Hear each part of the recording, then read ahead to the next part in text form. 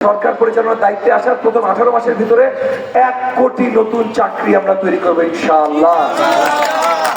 আর মাত্র অল্প কয়েকটা দিনের ভেতরেই ত্রয়োদশ জাতীয় সংসদ নির্বাচন অনুষ্ঠিত হতে যাচ্ছে।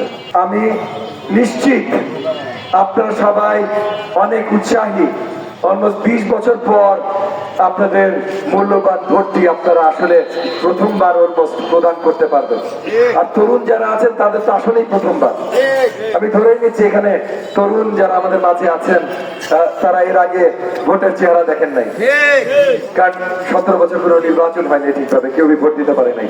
আমি দুঃখের সাথে বলি 2015 আর 2018 আমি নিজে নির্বাচন করেছি, নিজের ভোট নিজে দিতে পারিনি। আমি আর কি বলবো, অন্য কারোর কথা কি বলবো।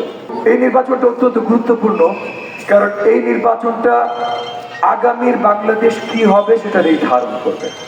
আগামীর বাংলাদেশ সহনশীল, মধ্যমপন্থী, উদারপন্থী রাজনীতির হবে, নাকি অন্য কিছু হবে, উগ্রপন্থী, অসহনশীল, স্পেশালি নারীদের প্রতি অসহনশীল, অন্য চিন্তা চেতনা যারা ধারণ করে তাদের প্রতি অসহনশীল, অন্য ধর্ম অবলম্বী যারা তাদের প্রতি অসহনশীল, সেই ধরনের বাংলাদেশ হবে। সেটা নির্মিত হবে কিন্তু আগামী নির্বাচনী 12 তারিখের নির্বাচনে।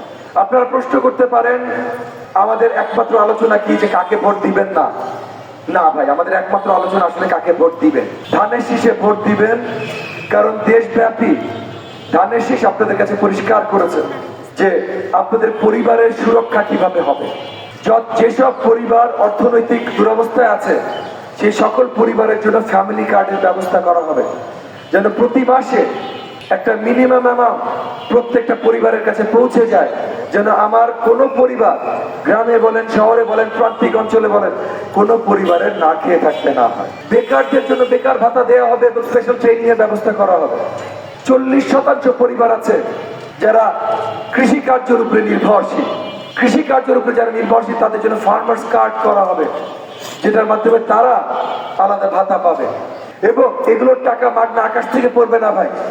আমরা পরিষ্কার দেখিয়েছি আগামী 18 মাসে কিভাবে আমরা বিদেশি ইনভেস্টমেন্ট কোন কোন সেক্টরে, আপনার কি বলেন, গার্মেন্ট সেক্টর বলেন, সিমেন্ট সেক্টর বলেন, কনস্ট্রাকশন সেক্টর বলেন, আপনার কি বলেন আইটি সেক্টর বলেন, বিদেশি ইনভেস্টমেন্ট কোথায় কোথায় আমরা নিয়ে আসবো এবং কি পরিমাণে আনতে সক্ষম হবে ইনশাআল্লাহ।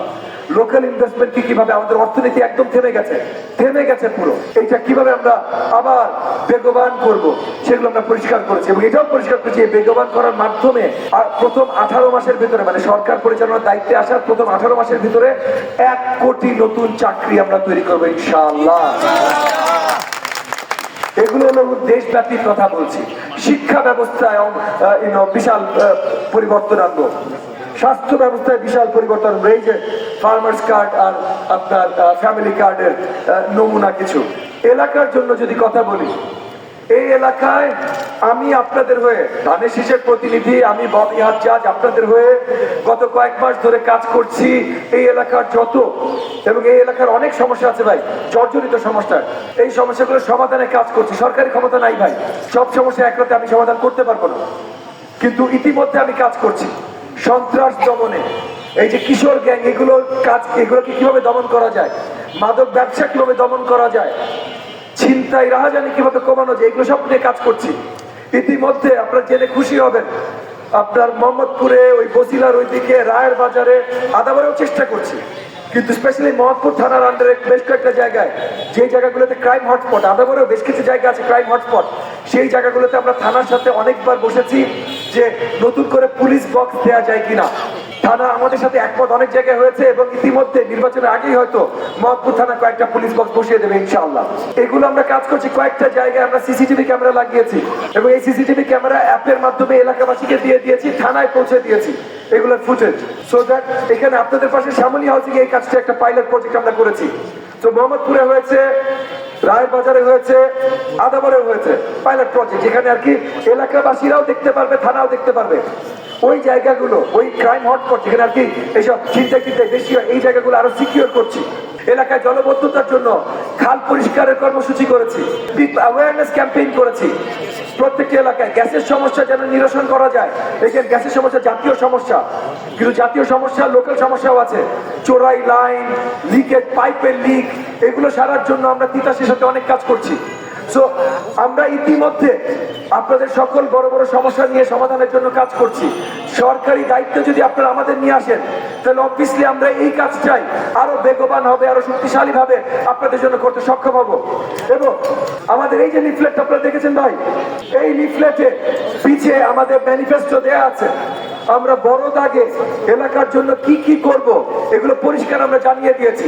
আমরা উগ্রবাদী কথা বলতে আসি নাই, কার চোখ উপড়াবো, কোথায় আগুন জ্বালাবো, কার হাত পা ভাঙবো, এগুলো করতে আসি নাই। এবং এইসব কথা আমরা বলি না দুইটা কারণ। একটা হলো আমরা উগ্রপন্থী না ভাই, আমরা উগ্রপন্থী না, আমরা ইসলাম ধর্মের অনুসারী। মহান ধর্ম ইসলাম ধর্ম কাউকে উগ্রপন্থী শেখায় না ভাই। রাসূল করিম সাল্লাল্লাহু আলাইহি ওয়াসাল্লাম কাউকে উগ্রপন্থী শেখায় যায় নাই ভাই। পবিত্র কোরআন কাউকে উগ্রপন্থী শেখায় যায় নাই। তো আমরা সহি পথের মুমিন মুসল্লি ভাই, দ্বীনের পথে চলতে চাই, আমরা উগ্রপন্থী নাই। এটা হলো 1 নম্বর পয়েন্ট।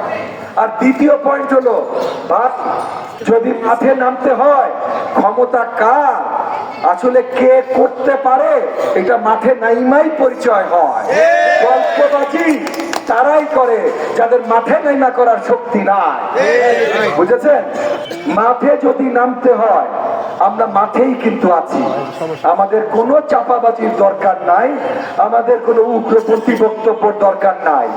কেউ যদি কোনোভাবে, আমরা এই কথা বলবো না ভাই আমার লোকের দিকে তাকাইলে ওই করবো, আমার না ভাই, সবাই আমার লোক, কারণ আমি আপনাদের সকলের লোক। আমি যদি প্রত্যেকটা মোহাম্মদপুর, আদাবর, শেরেবাংলানগরের বাসিন্দার লোক হয়ে থাকি, তাহলে প্রত্যেকটা এই এলাকার বাসিন্দা আমার লোক। আপনার মানেন এটা? ইনশাআল্লাহ। তাহলে প্রত্যেকে যদি আমার লোক হয়, তাহলে আমার লোকের দিকে তাকাবে কে? সবাই আমার লোক। অন্য এই মামুনুল হক সাহেব বা অন্য কেউ যাদের কথা বলে এর দিকে তাকালে ওরাও আমার লোক। সরকারের দায়িত্ব ওদের জন্যই আসবো। এই যে কৃষি কার্ড দেখছেন, এই যে ফ্যামিলি কার্ড দেখছেন, ওই মামুনুল হক সাহেবের মাদ্রাসার সব পরিবারে এই ফ্যামিলি কার্ড পৌঁছায় যাবে আমরা ক্ষমতায় আসবো। আমরা সবার জন্য কাজ করতে এসেছি, কোনো বিভেদ বিভাজন তৈরি করতে না। কিন্তু যদি যে গণতন্ত্রের প্রত্যাশায় আমরা গত 20 বছর ধরে ছিলাম, এই গণতন্ত্রকে কেউ লুট করতে চায়, কেউ চ্যালেঞ্জ করতে চায়, কেউ ভয় দেখাতে চায়, তাইলে আমি পরিষ্কার ভাষায় বলে দিচ্ছি, তাদের তাড়ানোর জায়গা থাকবে না। আমরা কি করব? আমরা 71-এ যুদ্ধ করেছি, আমরা 90-তে আন্দোলন করেছি, আমরা 24-এ গণঅভ্যুত্থান করেছি। প্রত্যেকটা কিন্তু সরকারি বাহিনীর বিরুদ্ধে যে করেছি। সরকারি বাহিনীর এলএনজি, মেশিন গান, ট্যাঙ্ক, এইগুলো আমরা তো আক্কা করি না। তোমরা কে কি তাকদানের খবর নাও, তোমরা সাবধানে থাইকো। যা করো গণতন্ত্রকে চ্যালেঞ্জ করবা না। ভোটের দিন যদি চ্যালেঞ্জ করো, কারোর কোনো নিস্তার নাই, কারোর না। এটা পরিষ্কার ভাষায় বলে দিচ্ছি। বাকি যেটাই হোক না কেন ভাই, নির্বাচনের মাঠ ঠিক আছে, দুইটা কথা এক্সট্রা বলবার কোনো অসুবিধা নাই। আমরা সবাই ভাই ভাই, ধানের শীষ যদি ক্ষমতায় আসে কেউ বাদ যাবে না, সবাইকে নিয়ে কাজ হবে। তুমি আওয়ামী লীগে বিশ্বাস করো, কোনো অসুবিধা নাই, তুমি এই দেশের নাগরিক, সব অধিকার তোমার। তুমি জামাতে বিশ্বাস করো, কোনো অসুবিধা নাই, তুমি এই দেশের নাগরিক, সকল অধিকার তোমার। তুমি রিক্সা মার্কায়, এই মার্কায়, ওই মার্কায় বিশ্বাস করো, আমার কিচ্ছু আসে যায় না, যতক্ষণ তুমি বাংলাদেশের নাগরিক এবং দেশের বিরুদ্ধে, জাতির বিরুদ্ধে কিছু করো নাই। আমি তোমারও কর্মী, আমি তোমার জন্য কাজ করব। এই দেশে অনেকবার হয়েছে, এই যে শেখ হাসিনা, আমি আওয়ামী লীগের দোষ দিই না, শেখ হাসিনা অনেকবার এটা চেষ্টা করেছে বিভেদ বিভাজন সৃষ্টি করা। এইটার চেতনা ওর আছে, তো এইটার চেতনা ওর নাই। এটা মুক্তিযুদ্ধের চেতনা, তো এইটা অন্য কিছুর চেতনা। এইসব চেতনাবাদের দিন শেষ। এখন সময় গড়ার নতুন বাংলাদেশ, সবার আগে বাংলাদেশ, এইটা নিয়ে আর কোনো আলোচনা নাই। সবার আগে বাংলাদেশ। আর এই সবার আগে বাংলাদেশ করতে হইলে আগামী 12ই ফেব্রুয়ারি সকাল সকাল আপনাদের সকলকে আপনাদের পোলিং সেন্টারে যাইতে হবে, নির্বাচন কেন্দ্রে যাইতে হবে এবং আপনাদের মূল্যবান ভোটটা ধানের শীষ মার্কায় প্রদান করতে হবে। আমরা আছি ভাই, আমরা আছি বোনেরা।